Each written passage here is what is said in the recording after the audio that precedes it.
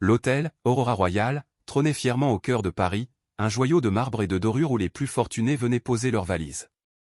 Tout, des colonnes sculptées au lustre de cristal, respirait le luxe, l'exclusivité et un certain snobisme assumé.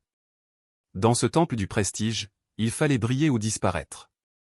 Et ce jour-là, une femme entra sans briller, mais elle allait marquer chaque pierre de ce sol froid et élégant. Elle s'appelait Élise.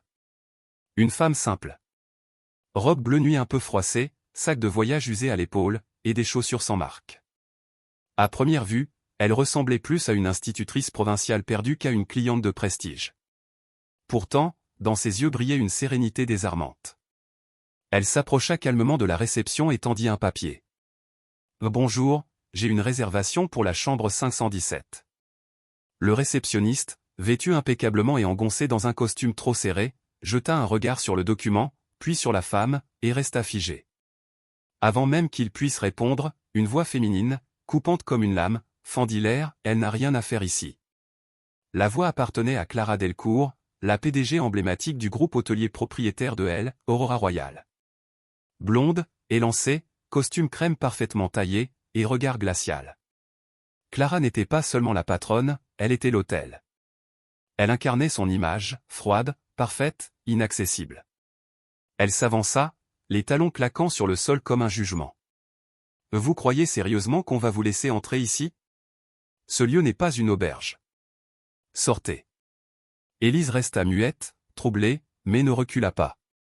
Elle ouvrit la bouche pour parler, mais Clara la coupa d'un geste autoritaire. « Vous vous êtes perdue, madame. On n'accepte pas les squatteurs. » Le réceptionniste tenta de glisser que la réservation était bien réelle, mais Clara l'ignora superbement. Elle leva le menton et lança d'un ton méprisant, « Vous savez ce que c'est, le problème avec les gens comme vous? Vous pensez qu'en vous habillant correctement et en réservant sur Internet, vous pouvez devenir quelqu'un. Mais ici, ce sont les noms, pas les numéros de réservation, qui ouvrent les portes. » Le hall entier se figea. Certains clients baissèrent les yeux. D'autres sortirent discrètement leur téléphone. Une influenceuse en robe de soirée souffla à sa copine, « C'est qui cette folle? Elle va regretter ça. » Mais Clara jubilait.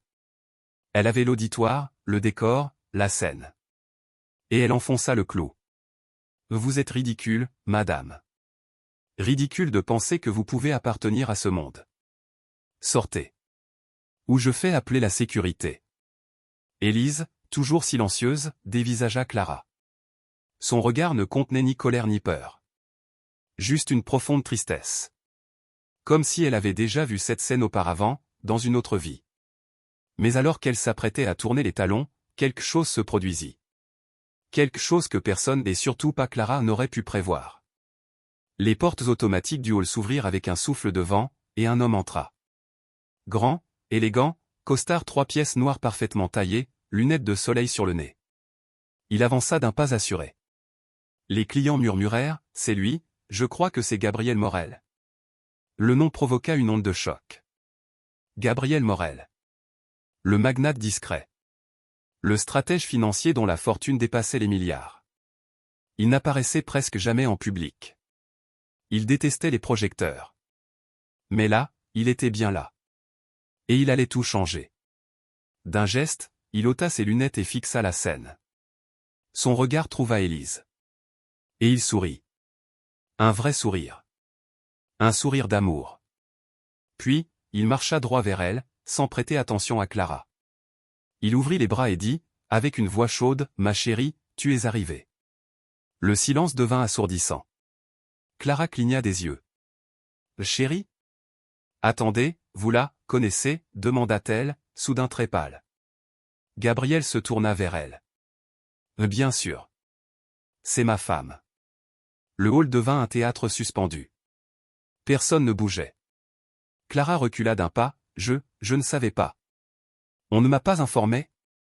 bredouilla-t-elle. Mais Gabriel ne haussa même pas le ton. « Et si vous l'aviez su, vous auriez agi autrement? C'est ça, votre éthique professionnelle? Humilier une femme parce qu'elle ne porte pas du Chanel ?» Clara ouvrit la bouche, mais aucun son n'en sortit. La caméra de surveillance au-dessus de l'accueil clignota doucement, enregistrant chaque seconde. Et quelque part, dans ce hall qui ne pardonnait pas l'erreur, le vent venait de tourner. Et ce n'était que le début. Le nom, ma femme, résonnait encore dans le hall de l'hôtel, Aurora Royal, comme un coup de tonnerre par ciel clair. Tous les regards étaient rivés sur Élise, cette femme que Clara, la PDG arrogante, avait traitée comme une moins que rien à peine 10 minutes plus tôt. Mais maintenant, elle était autre chose. Pas seulement la compagne d'un milliardaire. Elle était la pièce manquante du puzzle, celle qu'aucun des spectateurs présents n'avait vu venir. Clara, elle, restait figée, comme une actrice découvrant trop tard qu'elle n'était pas le personnage principal. Gabriel Morel se tourna calmement vers Clara, mais son regard perçant transperça le masque glacé qu'elle portait. Il parlait doucement, mais ses mots frappaient fort. « Vous savez ce que je déteste le plus dans ce monde, Madame Delcourt ? L'arrogance déguisée en excellence. L'idée que l'élégance se mesure à la marque d'un sac à main. Vous venez de démontrer que vous incarnez tout ce que ce lieu ne devrait jamais devenir. » Clara, déstabilisée, tenta de reprendre contenance. « Monsieur Morel, je ne savais pas. Je n'avais aucune idée de son identité. Si j'avais su, jamais je ne l'aurais traité ainsi. » Mais cette défense sonna comme une condamnation. C'est justement ça, le problème. Elle ne voyait de valeur chez les gens que si elle savait qui ils étaient. Pas pour ce qu'ils sont, mais pour ce qu'ils possèdent. Gabriel haussa les sourcils. Donc, si elle n'était pas ma femme, vous l'auriez jetée sans aucun remords. Fascinant.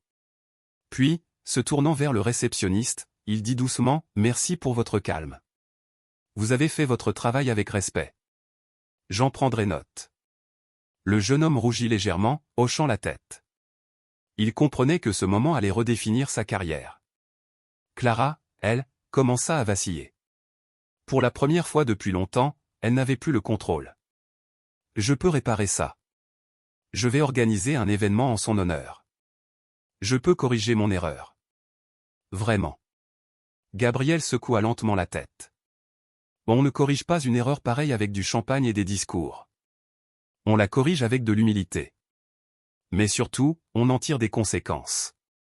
Élise, jusqu'ici silencieuse, posa sa main sur le bras de Gabriel. Elle murmura, « Ce n'est pas nécessaire. Laisse tomber. » Mais il lui sourit. « Non, mon amour. Pas cette fois. Ce n'est pas pour toi que je parle. C'est pour toutes celles qu'on a regardées de haut. Pour toutes celles qui ont été ignorées, humiliées, jugées.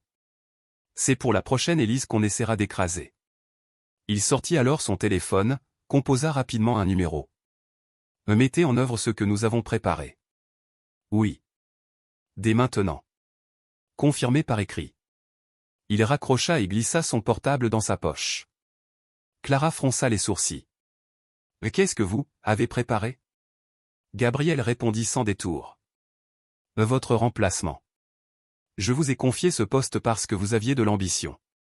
Mais l'ambition sans cœur devient toxique. Vous avez transformé ce lieu en vitrine pour votre ego. C'est fini. Vous êtes relevé de vos fonctions. » Immédiatement. Un murmure parcourut le hall. Certains clients sourirent. D'autres hochèrent la tête. Une femme d'un certain âge lâcha même un petit « bien fait pour elle », presque involontaire. Clara blêmit. Son monde s'effondrait. « Vous ne pouvez pas faire ça sans préavis, sans conseil d'administration », lança-t-elle, presque hystérique. Gabriel la regarda longuement. « Je suis le conseil. Ce bâtiment m'appartient. Ce groupe m'appartient. Et dès ce moment, vous n'en faites plus partie. » La sécurité arriva quelques minutes plus tard. Non pas pour humilier Clara publiquement, mais pour l'escorter avec dignité. Parce que c'est justement cette dignité qu'elle avait refusé d'accorder à Élise. Et maintenant, c'est elle qui devait partir la tête basse. Mais l'histoire ne s'arrêtait pas là. Quand l'ascenseur emmena Clara hors du hall, Gabriel se tourna vers Élise. Il la regarda avec tendresse, comme s'il voyait à nouveau la jeune femme qu'il avait autrefois soutenue quand il n'était qu'un simple gestionnaire de compte en banlieue. Il sortit une enveloppe de sa veste et la lui tendit. « C'est quoi ?» demanda-t-elle. Il sourit. « C'est un contrat. Le poste de directrice générale de l'hôtel Aurora Royal. Avec toute l'équipe pour t'accompagner. Ce lieu a besoin de quelqu'un comme toi. Quelqu'un qui comprend que l'élégance commence par le respect. » Élise eut un mouvement de recul. « Tu es fou. Je ne suis pas faite pour ce monde. Je ne connais rien à la gestion hôtelière. Je suis juste, moi. Gabrielle la regarda intensément. Et juste toi, c'est exactement ce dont ce monde a besoin. Il y a des silences qui disent plus que 1000 mots. Quand Élise, encore troublée, accepta d'ouvrir l'enveloppe contenant sa nomination officielle, le monde autour d'elle sembla s'arrêter. Elle n'avait jamais demandé à diriger un hôtel. Elle n'en avait même jamais rêvé. Mais ce qui venait de se produire dans ce hall, cette humiliation publique, ce renversement brutal, cela n'était pas seulement une histoire personnelle. C'était le reflet d'un système. Un système qui juge, qui écrase, qui étiquette. Et maintenant, ce système allait changer avec elle aux commandes. Le lendemain matin, le hall de l'Aurora Royale était méconnaissable. L'atmosphère, autrefois glaciale, semblait désormais respirer l'air frais du renouveau. Les visages crispés du personnel affichaient une prudente curiosité. Car ce jour-là, il n'allait pas être accueilli par la silhouette hautaine de Clara Delcourt, mais par Élise Morel, nouvelle directrice générale. Vêtue simplement, dans un tailleur sobre couleur bleu ardoise, Élise entra sans escorte ni cérémonie. Elle marcha seule vers la réception, saluant chaque employé par son prénom car, dans les heures qui avaient suivi sa nomination, elle avait demandé la liste complète du personnel, lu chaque fiche, retenu chaque visage. Pas pour contrôler, mais pour connaître. Elle n'avait pas de discours pompeux, ni de slide PowerPoint. Seulement une vérité. Je sais ce que c'est d'entrer dans ce hall et de se sentir invisible. D'être regardé de haut, comme si votre valeur dépendait de vos vêtements, de votre statut, ou de votre compte en banque. Mais ce temps est terminé.